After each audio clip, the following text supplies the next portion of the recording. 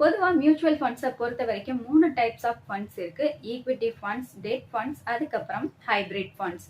இதுல equity funds அப்படிங்கிறது ஷேர்ஸ்ல invest பண்ற ஃபண்ட்ஸ் எல்லாமே ஈக்விட்டி ஃபண்ட்ஸ். இந்த ஈக்விட்டி ஃபண்ட்ஸ்ல இன்வெஸ்ட் பண்றப்ப ரிஸ்க் லெவல் ரொம்பவே ஜாஸ்தியா இருக்கும். ஏன்னா மார்க்கெட் ஃபிளக்சுவேஷன் ரொம்ப ஜாஸ்தியா இருக்கிறதால ரிஸ்க் லெவலும் ரொம்ப ஜாஸ்தியா இருக்கும். அதே சமயத்துல ஹையர் ரிட்டர்ன்ஸ் நமக்கு கிடைக்கும். இந்த டெட் ஃபண்ட்ஸ் அப்படிங்கிறது பாண்ட்ஸ் மாதிரியான டெட் இன்ஸ்ட்ருமெண்ட்ல இன்வெஸ்ட் பண்ற ஃபண்ட்ஸ்.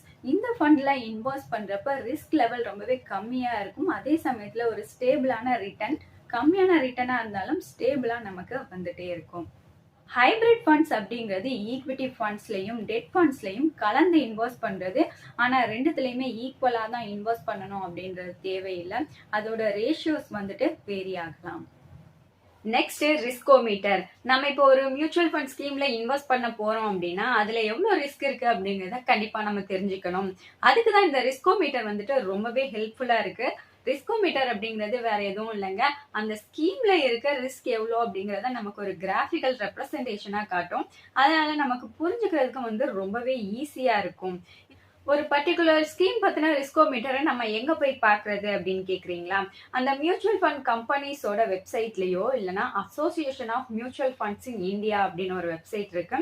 இந்த 2 வெப்சைட்ஸ்லயுமே ஒரு ஸ்கீம் பத்தின நீங்க ரிஸ்கோமீட்டரை பார்க்கணும் அப்படின்னா பாத்துக்கலாம்.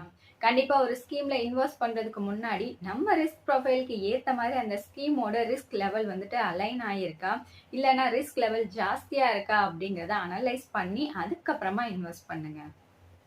இந்த ரிஸ்கோமீட்டரோட கிராஃபிக்கல் ரெப்ரசன்டேஷன் நம்ம காரு இல்ல பைக்ல இருக்கிற ஸ்பீடோமீட்டர் மாதிரி தாங்க இருக்கு. மொத்தம் 5 லெவல் ஆஃப் ரிஸ்க் இருக்கு. அந்த ரிஸ்கை எல்லாம் ஒவ்வொரு லெவலுக்கு ஏத்த மாதிரியான டிஃப்ரெண்ட் கலர்ஸ்ல ரெப்ரசன்ட் பண்ணி கொடுத்துருக்காங்க. லோ லெவல் ரிஸ்க்னா ஒரு கலர், அதே மாதிரி ஹை லெவல் ரிஸ்க் அப்படின்னா அந்த கலர்ஸ் அப்படியே டார்க் ஆயிட்டு போயிட்டு கிரீன்ல இருந்து ரெட்ல போய் முடியுது.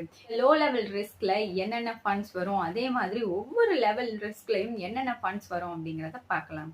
லோ லெவல் ரிஸ்க கிரீன் கலர்ல ரெப்ரசன்ட் பண்ணியிருக்காங்க.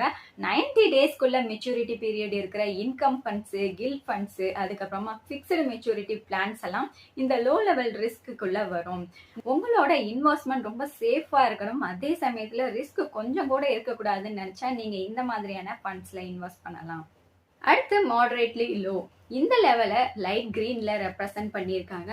91 டேஸ்ல இருந்து 3 இயர்ஸ் வரைக்கும் மெச்சூரிட்டி பீரியட் இருக்கக்கூடிய short term and medium term bonds எல்லாம் இந்த லெவலுக்குள்ள வரும். ஓரளவுக்கு ரிஸ்க் எடுக்கலாம், அதே சமயத்துல நம்ம இன்வெஸ்ட் பண்ற பணமும் சேஃபா இருக்கணும் அப்படின்னு நினைச்சா இந்த லெவல்ல ரிஸ்க் இருக்கிற ஃபண்ட்ஸா பார்த்து நீங்க இன்வெஸ்ட் பண்ணலாம். அடுத்த மாடரேட் லெவல். இந்த லெவலை எல்லோ கலர்ல ரெப்ரசன்ட் பண்ணியிருக்காங்க. மீடியம்ல இருந்து லாங் டேர்ம்க்கு இன்வெஸ்ட் பண்ணணும்னு நினைக்கிறவங்க இந்த மாதிரி மாடரேட் லெவல்ல ரிஸ்க் இருக்க ஃபண்ட்ஸ் பார்த்து சூஸ் பண்ணலாம். நல்ல ரிட்டர்ன்ஸ் வர்றதுக்காக ஓரளவுக்கு ரிஸ்க் எடுக்க ரெடி அப்படின்னா இந்த மாதிரியான ஃபண்ட்ஸை சூஸ் பண்ணுங்க. இந்த மாடரேட் லெவல்ல ஹைபிரிட் டெட் ஓரியன்டட் ஃபண்ட்ஸ், அதுக்கப்புறம் monthly income plans, arbitrage funds இதெல்லாம் வரும். அடுத்து மாடரேட்லி ஹை. இந்த லெவலை வந்துட்டு ஆரஞ்சு கலர்ல ரெப்ரசன்ட் பண்ணியிருக்காங்க. பொதுவா லாங் டேர்முக்கு இன்வெஸ்ட் பண்ணக்கூடிய லார்ஜ் கேப் ஃபண்ட்ஸ் எல்லாம் இந்த மாதிரியான லெவலுக்கு கீழே தான் வரும். லாங் டேர்முக்கு இன்வெஸ்ட் பண்றதால ரிஸ்க் லெவலும் கொஞ்சம் ஜாஸ்தியா தான் இருக்கும். ஸோ ரிஸ்க் எடுக்க ரெடி அப்படின்னா இந்த மாதிரியான ஃபண்ட்ஸை சூஸ் பண்ணி நீங்க இன்வெஸ்ட் பண்ணலாம். இந்த மாடரேட்லி ஹை லெவல்ல இண்டெக்ஸ் ஃபண்ட், கோல்டு இடிஎஃப்ஸ், அதுக்கப்புறம் ஈக்விட்டி ஃபண்ட்ஸ் இதெல்லாம் வரும். அடுத்து ஹை லெவல் ரிஸ்க ரெட் கலர்ல ரெப்ரசன்ட் பண்ணியிருப்பாங்க. இதுல international funds, micro gap funds, அதுக்கப்புறம் செக்டோரல் ஃபண்ட்ஸ் இந்த மாதிரியான ஃபண்ட்ஸ்லாம் வரும்.